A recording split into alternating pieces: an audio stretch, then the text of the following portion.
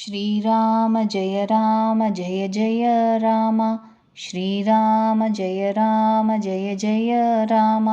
श्रीराम जय जय राम। 9. நாரதர் சந்திப்பு. ஸ்ரீராமன் அந்த வனத்தை கடந்து மேலே சென்றார். சகோதரர் இருவரும் இணையற்ற வலிமை படைத்த ஆண் சிங்கங்கள். பிரபு சீதையின் பிரிவாற்றாமையால் துன்பப்படுபவர் போல பல கதைகளையும் உரையாடல்களையும் சொல்கிறார். லக்ஷ்மணா, சற்று வனத்தின் வனப்பை பார். இதை பார்த்து எவருடைய மனதுதான் கலங்காது? பறவைகளும் மிருகங்களும் பெண்களுடன் கூடி உள்ளன. அவை என்னை இகழ்கின்றன போலும். நம்மை பார்த்து பயந்து மான்கள் கூட்டம் ஓடுகிறது. அப்பொழுது பெண்மான்கள் ஆண்களிடம் கூறுகின்றன, உங்களுக்கு பயம் வேண்டாம், நீங்கள் சாதாரண மான்களுக்கு பிறந்தவர்கள், ஆனந்தமாக இருங்கள். இவர் தங்கமானை தேடி அலைகிறார். தங்கமான் என்பது ஒரு வகையில் மாரீச்சனையும் மற்றொரு வகையில் சீதாதேவியும் இங்கு குறிக்கிறது. ஆண் யானை பெண் பிடியுடன் கூடி வருகிறது. அது எனக்கு பாடம் புகட்டுகிறது. பெண்ணை விட்டுவிட்டு வராதே என்று நன்றாக படித்திருந்தாலும் சாஸ்திரங்களை அடிக்கடி பார்த்து கொண்டே இருக்க வேண்டும். எவ்வளவுதான் சேவை புரிந்தாலும் அரசன் தன் வசத்தில் உள்ளார் என்று நினைக்கவே கூடாது. பெண்ணை இதயத்தில் கூட பூட்டி வைத்து கொள்ளுங்களேன். ஆனால் இளம் பெண் சாஸ்திரம் அரசன் ஒருவருக்கு கட்டுப்பட்டு இருக்க மாட்டார்கள். அப்பனே லக்ஷ்மணா, இந்த அழகிய வசந்த காலத்தை பார்.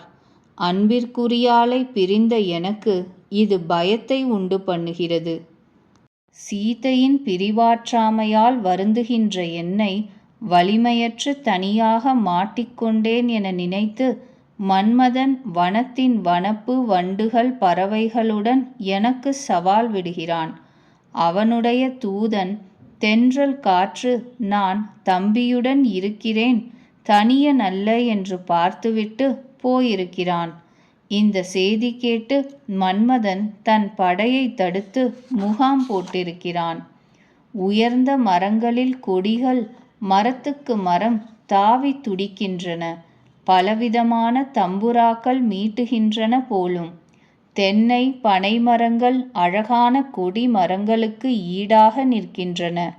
எவன் மனது மிகவும் உறுதி படைத்ததோ அவன்தான் இவைகளை கண்டு தடுமாற மாட்டான்.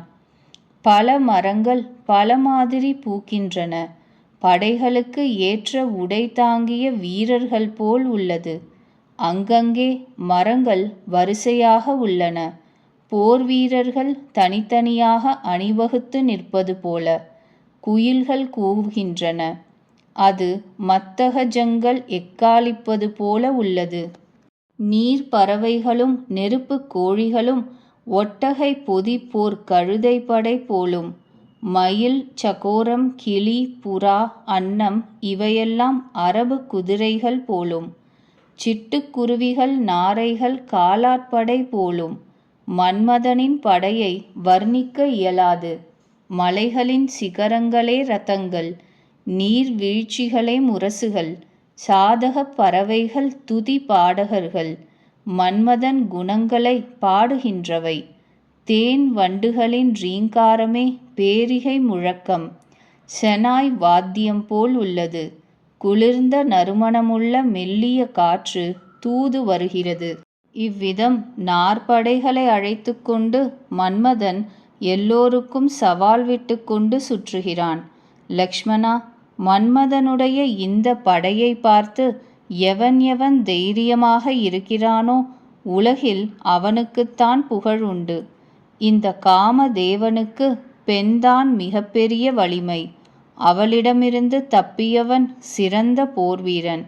அப்பா லக்ஷ்மணா, காமம் கோபம் பேராசை இவை மூன்றும் கொடியவை. இவை அறிவின் உறைவிடமான முனிவர்களின் உள்ளங்களை கூட நொடியில் தடுமாறச் செய்துவிடும்.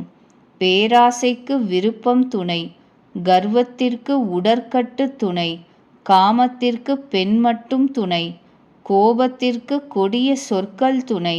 சிறந்த முனிவர் ஆராய்ந்து இப்படி சொல்வர். சிவபெருமான் கூறுகிறார், பார்வதி, ராமன் முக்குணங்களுக்கு அப்பாற்பட்டவர், எல்லார் உள்ளத்திலும் உறைபவர்.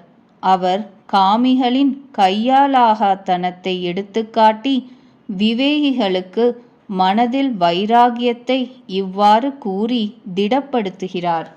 குரோதம், காமம், பேராசை, திமிர், மாயை எல்லாமே ராமனுடைய கிருபையினால் தகர்ந்து விடுமே. அப்படி நடிக்கின்ற பகவான் எவருக்கு அருள் புரிகிறாரோ அவன் மாயையில் சிக்குவதில்லை. உமையே, நான் உனக்கு என் அனுபவத்தை கூறுகிறேன். ஹரி பஜனைதான் உண்மையான பாதை. இவ்வுலகம் அனைத்துமே கனவுதான். பிறகு பிரபு ஸ்ரீராமன் பம்பை எனப்படுகின்ற அழகான ஆழமான பொய்கையின் கரை வந்து சேர்ந்தார். அதன் நீர் சாதுக்கள் இதயம் போல் நிர்மலமானது. மனம் கவர்கின்ற 4 இறங்கு துறைகள் கட்டப்பட்டுள்ளன. விதவிதமான மிருகங்கள் ஆங்காங்கு தண்ணீர் குடிக்கின்றன. பெருமனது படைத்த கொடையாளிகள் வீட்டில் யாச்சகர்கள் கூட்டம் போடுவது போல் இருந்தது. நெருக்கமான தாமரை இலைகள் பரவி இருப்பதால் பொய்கையில் ஜலம் இருப்பதே அவசரத்தில் தெரியவில்லை. மாயையினால் மூடப்பட்டு விடுவதால் நிர்குண பிரம்மம் காணப்படாதது போல இருந்தது. அந்த பொய்கையில் மிகவும் ஆழமான நீர்நிலையில் மீன்கள் அனைத்தும் ஒரே ஆனந்த ரசமாக மகிழ்கின்றன. தர்ம சிந்தனை உள்ளவர்களுக்கு எல்லா நாட்களும் சுகமாக கழிவது போல இருந்தது. அங்கு பல நிறங்களில் தாமரை பூத்திருக்கின்றன. பல வண்டுகள் இனிய குரலில் ரீங்காரம் செய்கின்றன. நீர்க்கோழிகளும் அன்னங்களும் பேசிக்கொள்கின்றன. பிரபுவை பார்த்து பாராட்டுகின்றன போலும். சக்கரவாகம், கொக்கு முதலிய பறவை கூட்டங்களை பார்த்து கொண்டிருந்தாலே போதும். அவைகளை வர்ணிக்க இயலாது. அழகான பட்சிகள் பேசுவது மனதுக்கு பிடித்திருந்தது. வழிபோக்கர் வழியே செல்லும் பொழுது தம்மிடம் அழைக்கின்றன போலும். அந்த பொய்கையின் அருகே முனிவர்கள் ஆசிரமம் அமைத்து கொண்டுள்ளனர். அதன் நாற்புறமும் காட்டின் அடர்ந்த மரங்கள் வளர்ந்திருக்கின்றன. சம்பக மரம், மகிழ மரம், கதம்ப மரம், தமால மரம், பாதிரி மரம், பலா மரம், புரச மரம், மாமரம் முதலியவை. பலவித மரங்கள் புதிய தளிர்கள் முளைத்து பூத்திருக்கின்றன. அவற்றின் மீது வண்டினங்கள் முரளுகின்றன. குளிர்ந்த மெதுவான நறுமணமுள்ள இயல்புடைய காற்று மனம் கவரும் வகையில் எப்பொழுதும் வீசுகிறது. குயில்கள் மகிழ்ச்சியில் கூவுகின்றன. அதன் இனிய குரல் கேட்டு முனிவர்களின் தியானமே கலைகிறது. பழங்களின் சுமையினால் கவிழ்ந்து மரங்கள் தரையை தொடப்போகின்றன. பரோபகார பண்புள்ளவர் நிறைய செல்வம் சேர்ந்ததும் பணிவுடன் குனிவது போல. ராமன் அவ்வழகிய பொய்கையைக் கண்டு அதில் மூழ்கினார். பேரானந்தம் அடைந்தார். ஒரு விசாலமான மரத்தின் நிழலை பார்த்து ரகுநாதன் தம்பி லக்ஷ்மணனுடன் அங்கு அமர்ந்தார். பிறகு அங்கு வந்த எல்லா தேவர்களும் முனிவர்களும் தொழுதுவிட்டு தத்தம் இடம் சென்றனர். கிருபாலுவான ஸ்ரீராமன் மிகவும் நிம்மதியாக அமர்ந்து தம்பி லக்ஷ்மணனுக்கு ரசமான கதைகள் சொல்லிக் கொண்டிருந்தார். பகவான் பிரிவாற்றாமை உற்றிருப்பதைக் கண்டு நாரதர் மனதில் தனிப்பட்ட கவலை ஏற்பட்டது. என்னுடைய சாபத்தை ஏற்றல்லவா ராமன் பலவித துன்பச் சுமை பொறுக்கிறார். இத்தகைய பக்த வத்சலனான பிரபுவை சென்று தரிசிக்க வேண்டும். இனி இத்தகைய தருணம் கிடைக்காது என்று மனதினுள் ஆலோசித்து நாரதர் கையில் வீணை தாங்கி எங்கு ராமன் சுகமாக அமர்ந்திருந்தாரோ அங்கு போய் சேர்ந்தார். அவர் இனிய குரலில் பேரன்புடன் பலவிதமாக வர்ணித்து வர்ணித்து ராமச்சரிதத்தை ஹரி கதையை பாடிவிட்டு தண்டனிட்டு வணங்குவதை பார்த்த ராமன், அவரை தூக்கி வெகுநேரம் மார்போடு தழுவிக்கொண்டிருந்தார். பிறகு வரவேற்று நலம் விசாரித்து தன் அருகில் அமர்த்தினார். லக்ஷ்மணன் ஆர்வத்துடன் அவருடைய திருவடிகளை கழுவினார். வெகுவிதம் விண்ணப்பித்த பிறகு பிரபு ஸ்ரீராமன் மனதில் நிம்மதியாக இருக்கிறார் என்று அறிந்து அப்பொழுது நாரதர் தன் தாமரை கைகளை குவித்து பேசினார். ஸ்ரீராமா, இயல்பாகவே பெரு மனது படைத்த ரகுநாயகனே, கேளுங்கள். மற்ற இடங்களில் அடைய முடியாத தங்களிடம் எளிதாக அடையக்கூடிய இனிய வரங்கள் தருபவர் நீங்கள். சுவாமி, நான் ஒரு வரம் கேட்கிறேன், அதை எனக்கு அளியுங்கள். நீங்கள் அந்தர்யாமியாக இருப்பதால் எல்லாவற்றையும் அறிவீர்கள்தாம். ஸ்ரீராமன் கூறினார், முனிவரே, தாங்கள் என் இயல்பை அறிவீர்கள். நான் என் பக்தர்களிடம் எப்பொழுதாவது எதையாவது மறைத்து வைத்திருக்கிறேனா? என்னிடம் நீங்கள் கேட்டு பெற முடியாத அத்தகைய என்ன பொருள் எனக்கு பிடித்தமானது இருக்கிறது? என்னிடம் பக்தருக்கு கொடுக்க கூடாதது ஒன்றும் இல்லை. இந்த நம்பிக்கையை மறந்தும் இழக்காதீர்கள். அப்பொழுது நாரதர் மகிழ்ச்சியுடன் கேட்டார், அது கொஞ்சம் முறை மீறியதுதான். எனினும் அந்த வரனை கேட்கிறேன். பிரபுவுக்கு பல நாமங்கள் இருந்தாலும் அவை ஒன்றுக்கொன்று சிறந்தவை என்று வேதங்கள் கூறினாலும், நாதனே, ராமா என்ற பெயர் எல்லா நாமங்களை காட்டிலும் சிறந்ததாகட்டும். பாபங்கள் என்ற பறவை கூட்டத்தை அழிக்கும் வேடனாகட்டும். தங்களுடைய பக்தி பூர்ணிம நிலவு. அதில் ராம நாமமே பூர்ண சந்திரனாகி மற்ற நாமங்கள் நட்சத்திரங்களாகி பக்தர்கள் இதயமென்ற அப்பழுக்கற்ற ஆகாயத்தில் பிரகாசிக்கட்டும். கருணை கடலான ஸ்ரீராமன் நாரதரிடம் கூறினார், அவ்விதமே ஆகட்டும் என்று அருளினார்.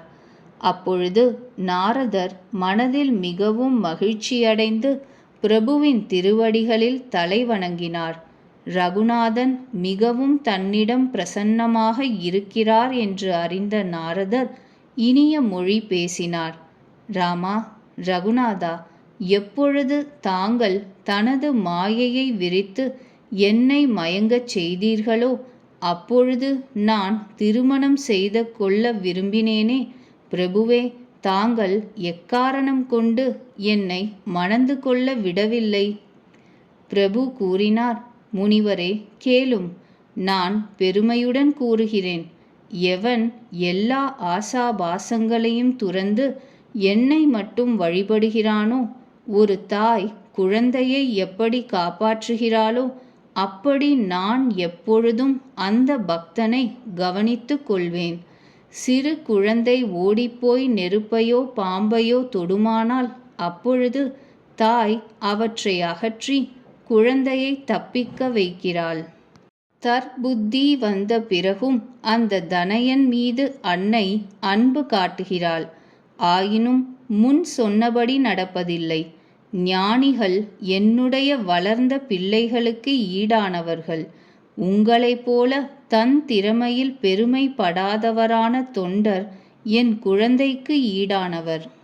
என் அடியார் என்னையே துணையாக கொண்டவர். அந்த ஞானிகளுக்கோ தன் பலம் உள்ளது. ஆனால் காமக்ரோதங்கள் என்ற பகைவர்கள் இரு வகையாருக்கும் உண்டு. இதை ஆராய்ந்து அறிஞர்களானவர்கள் என்னை வழிபடுகிறார்கள். ஞானம் பெற்ற பிறகும் கூட பக்தியை விடுவதில்லை.